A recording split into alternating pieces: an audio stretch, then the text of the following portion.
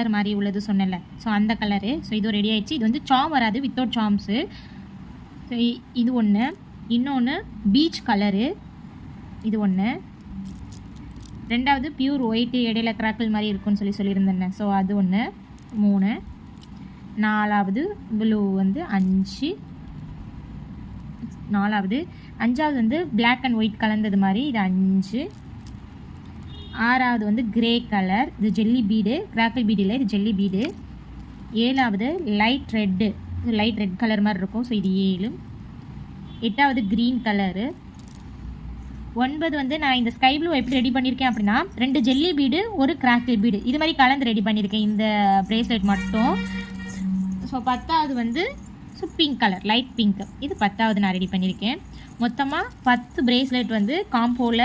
So இப்போ வந்து காம்போவில் நம்ம கொடுத்துட்ருக்கோம். ஸோ ஒன்லி 170 ரூபா மட்டும்.